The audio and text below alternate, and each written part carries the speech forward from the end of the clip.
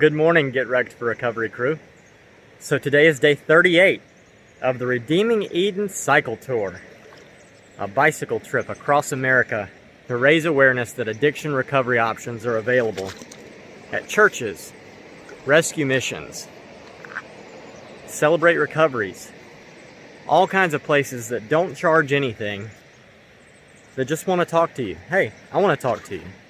I love you. If you've got an addiction issue, drop a comment or find me on Facebook, Adam Lineberry, Mobile, Alabama. And I will be glad to sit down and have a conversation with you as long as I have service. Yeah, so it's been kind of interesting. The last Facebook post that I have on my phone is from yesterday morning from a good friend, Christian Casalo. Now, Christian actually rode 100 miles with me from my house in Mobile, Alabama to Dauphin Island, both ends and back. And so, yeah, that's kind of where I'm at as far as social media is concerned. So I wasn't able to catch any fish last night. By the time that I got everything set up and it got nice and dark, it was probably 8:30. And I went down and tried a little bit, but there just wasn't anything biting. So I didn't even start the campfire up. Beautiful little campfire spot here. Nice bench I got to sit on and cut and edit the video last night. Just a really gorgeous little spot. Again, you know, the video doesn't do the scale of what's around me justice. If you look at these little trees back here, they are not little trees. They are huge, like the one above this sign right over here, you know. They're giant. They're just so far away that they look like just little trees. But I mean, it's got to be a half a mile to that tree line back there from where I'm standing. So yeah, excited about today. I go up toward Lolo Pass. Hopefully I can make it there. I would like to be able to make it there. I'd like to do this 147 mile stretch in 50, 50, and 50. If it's at all possible, just to keep me out of not being able to contact anyone. But we'll see how the day goes. It's starting to get a little bit warmer. It doesn't look like it's going to get above 90 today in the valley that I'm in. And another cool thing is, like yesterday, when the wind and the breeze blows, it blows across that cold water and just kind of comes up into the valley. So it's kind of like an air conditioner. I hope that I'll end up getting some overcast sky like I did yesterday. That was really nice for this old bald head of mine. But again, I'm right on the river, so anytime I do get a little bit too hot, I can just jump right in and splash right in. I'm really enjoying the Trans-America Trail in Idaho, and I'm really enjoying the Trans-America Trail in general. You can really tell, like, that they put a lot of effort into history and a lot of effort into staying on rivers and seeing beautiful things in America. Because I followed the Lewis and Clark Trail from the Columbia River back at the Dismal Niche. I'm still going up where they came through when they were looking for the Pacific Ocean and mapping this area. So it feels, you know, I've got this pioneer spirit thing going on. Granted, I'm going on a bicycle. I don't have a canoe. But judging some of these whitewater rapids, I'm glad that I don't. I would like to pack raft, though. I think that would be kind of fun, you know. But that'll be another trip, another time. Definitely not this one. So yeah, I'm about to get on the road. I hate to leave this spot. It's just so gorgeous. But, as usual, all good things must come to an end. So, there's probably more good things ahead. And if I don't make forward progress, I won't find out what they are. It's kind of like in your spiritual walk. You get stagnant. You just go to church every Sunday and Wednesday night. And you don't go out and minister. You don't go out and do anything. It just kind of... You don't see that next breakthrough. At least I didn't.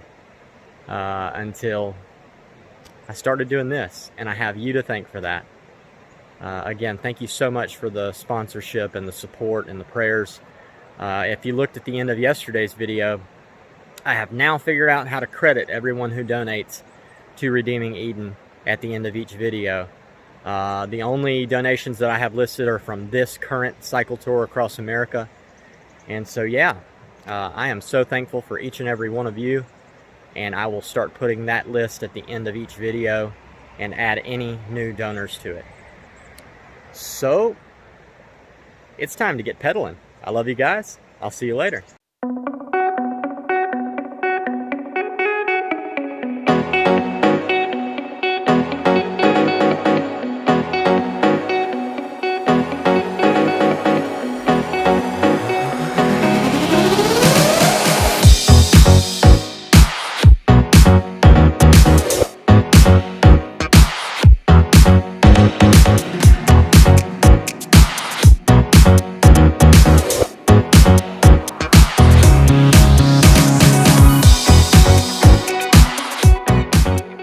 I think that was a mink. So I'm sitting here on the side of the road. The mountains kind of got a little bit of shade on me. It is hot.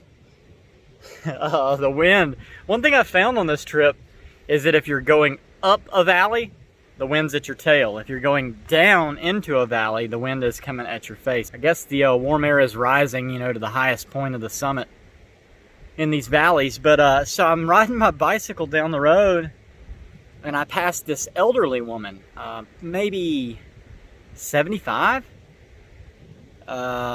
Obviously some kind of homeless issue. She's carrying like a winter jacket and just scrubby clothes, full length pants on, shirt with cutout sleeves. She is darker than I am. Like her face almost looked like leather. But, you know, except for where you could see, like, her tan line. It was white. And so I was like, hey, are you okay? And as I started getting closer, I guess because I have my camera on my helmet, she started hiding her face. And, like, as I got closer, you know, she kept keeping her hand in front of her face. But when I got directly parallel with her across the road, she was going the other direction. I could see that her cheek was busted open and her nose was busted open. And I was like, hey, are you okay? She didn't say a word. And so I didn't know really what to do in that situation. If she was on something, I didn't want to, you know, obviously she didn't want my help. She was hiding her face from me. So I just kept on pedaling and prayed. And no more than 3 minutes later, when I was sitting here, this forest ranger truck just slams on brakes and skids off onto this little open area back here. And so I walked over to him and I was like, there is an elderly woman who is in need of help down the road. He said, yeah, I thought you were her. He said, as I came past you, I saw the bicycle, and I was like, that's not her. So I said, well, she's no more than maybe a mile down the road at this point. So he's going to check on her. You know, I pray that she's okay. There's no telling. I mean, there's just really no telling what her story in life is that's led her to this point. I do know is that prayer is effective, and so she has the help she needs currently, and I'm thankful for that. Also, it's Sunday, August 2nd, and I guess all the people that were just kind of hiding out in their little dispersed camping areas have entirely decided to go home. The traffic on this road has been terrible today, right at about the point that the bike lanes quit. Like, I had bike lanes. I guess I started a new county or something, because just all of a sudden they quit, and it's, you know, me against guardrails essentially all the way, except for little cutouts.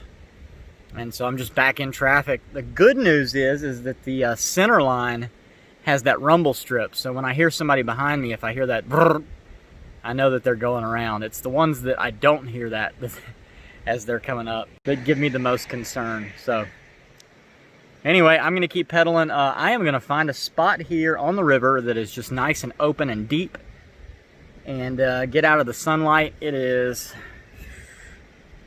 2 o'clock. Yeah, just get out of the sunlight and swim and rest. It is so hot. It feels good. Like I said, the breeze is great. It's just constant. But the sunlight, the direct sunlight, is just baking me. So, back to it. All right, so it's 5 o'clock. I'm getting back on the road. I pulled off into this little side cut, went down the hill to the water, and there was a couple that was camping there. named Mark and Yoke. And man, just had a beautiful conversation with them. Talked for quite a long time, probably 3 hours, from 2 o'clock to 5. I went and got in the water, got my shirt washed out, got my pants wrung out as best as I could. And yeah, I just sat there and talked with them. Yoke brought me cherries and some like grain bars, then brought me a Powerade. So I am so thankful for meeting you both. I know y'all won't have any service for a while till you get back into civilization either. But I really did. It was a pleasure to meet you. And yeah, great little spot you picked out there. So I've got about maybe 15 more miles. I haven't looked at it recently to go. I stopped by this beautiful little cut in the river. Nice stony beach. And yeah, so it looks like I'm going to make it to the bottom of Lolo Pass. There's a grocery store of some kind, general store, that has free bicycle camping behind the store. So that's what I'm going to try to make it to. The hills are a little bit more aggressive now. It's kind of a more constant uphill, so I'm only going like 7 miles an hour. It seems like as the farther I go along, the little bit steeper it gets. I can feel it. But there are still brief moments where I'm coming back down a hill where it's nice and I can just coast. Again, not too bad at all as far as the road is concerned. But yeah, I needed that little break out of the sun. I'm down here in the shade of the mountains now. And it looks like I'll have a nice shady ride all the way in. So I'm looking forward to that. I hope to be there by around 8. We'll see. Anyway, traffic is also way, way less now. I'm so thankful for that. I am very glad I kind of took that break to let all the people that are on vacation get back home. Because this morning was rough. But yeah, back to a point where there's really no traffic again, and I'm thankful for that. So here we go. I love you guys. I'll see you later.